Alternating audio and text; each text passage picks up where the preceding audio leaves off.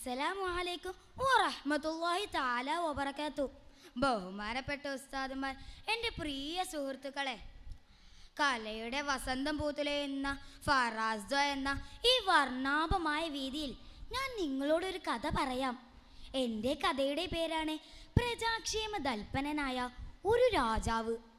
ധാരാളം ഇബാദത്തുകൾ ചെയ്തുകൊണ്ടിരുന്ന ഖുർആൻ മനഃപ്പാടമാക്കിയ മഹ്മൂദുൽ ഗഫന്തി ആയിരുന്നു ആ രാജാവ്. തൻ്റെ രാജ്യത്തെ 7 പ്രവിശ്യകളാക്കി പല നാട്ടുരാജാക്കന്മാർക്കുമായി അദ്ദേഹം വിഭജിച്ചു നൽകി.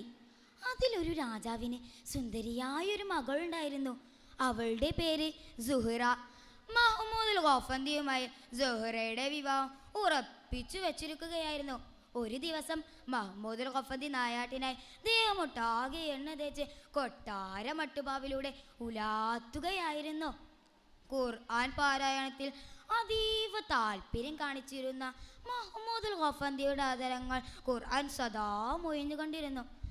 ആലിമ്രാനിലെ 26-ാമത്തെ ആയത്തെത്തിയപ്പോൾ മഹ്മൂദുൽ ഗഫന്തിക്ക് ഒരു സംശയം. എല്ലാ അധികാരങ്ങളും എടുക്കുന്നതിനും നൽകുന്നതിനും നീയാണെങ്കിൽ എൻ്റെ അധികാരം ഈ സെക്കൻഡിൽ നീ എങ്ങനെ ഇല്ലാതാക്കും? പെട്ടെന്ന് ഒരു പടൻ ഓടി വന്നുകൊണ്ട് പറഞ്ഞു, മഹാരാജാവേ മഹാരാജാവേ, കൊട്ടാര പൂമുറ്റത്ത് ഒരു പുലി. പുലിയോ? മഹാരാജാവ് മുറ്റത്തെത്തി. ഭടന്മാർ കഴിയുന്നത് പുലി ഓടിക്കാൻ ശ്രമിച്ചു. എന്നാൽ പുലി പിന്മാറുന്ന പ്രശ്നമില്ല. അവസാനം മഹ്മൂദുൽ ഗഫന്തി തൻ്റെ കൂടെ വലിച്ചൂരി പുലിക്ക് നേർക്ക് നീങ്ങി. പെട്ടെന്ന് പുലി ഇടതൂർന്ന് നിൽക്കുന്ന ഒരു കാട്ടിലേക്ക് ഓടി. പിറകെ മഹ്മൂദുൽ ഗഫന്തി കുതിര പുറത്തും. ദീർഘനേരത്തെ പരിശ്രമത്തിനൊടുവിൽ പുലി കാട്ടിൽ അപ്രത്യക്ഷനായി. ക്ഷീണം കാരണം മഹ്മൂദുൽ ഗഫന്തി അവിടെ ഉണ്ടായിരുന്ന ഒരു പാറപ്പുറത്ത് കിടന്ന് ഉറങ്ങിപ്പോയി. അതേസമയം നമ്മുടെ സുഹ്റയുടെ കൊട്ടാരത്തിൽ ഒരു കളവ് നടന്നിരിക്കുന്നു. സുഹ്റയുടെ വിവാഹാഭരണങ്ങൾ ഒരു കള്ളൻ മോഷ്ടിച്ചു. ഇതറിഞ്ഞ രാജാവ് കോപിതനായി. ആളെവിടെ? 3 ദിവസത്തിനകം കള്ളനെ നമുക്ക് മുന്നിൽ ഹാജരാക്കുവിൻ. ഭടന്മാർ നാടാകെ തിരഞ്ഞു. എന്നാൽ കള്ളനെ കിട്ടിയില്ല. അവസാനം തല പോകുമെന്ന് ഭയന്ന് അവർ കാട്ടിലേക്ക് കാട് കയറും വഴിയിലൊരു സാധനം കിടക്കുന്നത് കണ്ടു. ഒന്നുകൂടി ശ്രദ്ധിച്ചു നോക്കിയപ്പോൾ അതാ ദേഹത്ത് എണ്ണ തേച്ച് ഒരാൾ സുഖമായി കിടന്നുറങ്ങുന്നു. കള്ളനാണെന്ന് കരുതി മഹ്മൂദുൽ ഗഫന്തിയെ പിടിച്ചു കെട്ടി കൊട്ടാരത്തിലെത്തിച്ചു. ആരും അറിയാതെ വിചാരണ ചെയ്തു. 2 കൈകളും വെട്ടിമാറ്റി വേദന കൊണ്ട് മധുരമൂറും സ്വയത്തിൽ തടവറയിലിരുന്ന് ഖുർആൻ പാരായണം ചെയ്യുകയായിരുന്നു മഹ്മൂദുൽ ഗഫന്തി. അതിലാദൃഷ്ടരായ സുഹ്റ അദ്ദേഹത്തെ തൻ്റെ ഉസ്താദായി ലഭിക്കാൻ ആഗ്രഹിച്ചു. തൻ്റെ ഭാവി വരനാണെന്നറിയാതെ സുഹ്റ ഖുർആൻ ക്ലാസ് ആരംഭിച്ചു. ഒരു ദിവസം ഉസ്താദ് ഖുർആൻ ക്ലാസ് നടന്നുകൊണ്ടിരിക്കെ ഉസ്താദ് ആലിമ്രാനിലെ 26-ാമത്തെ ആയത്ത് ഓതി കൊടുക്കുമ്പോൾ പെട്ടെന്ന് ഉസ്താദ് ബോധരഹിതനായി വീണു.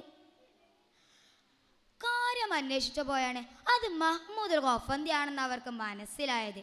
ഒരു കള്ളനും വികലാംഗനുമായ ഒരാളെ തൻ്റെ ഭർത്താവായി ലഭിക്കില്ലെന്ന് ആലോചിച്ച് സുഹ്റ ഒരു ഭ്രാന്തിയെ പോലെ അഭിനയിച്ചു.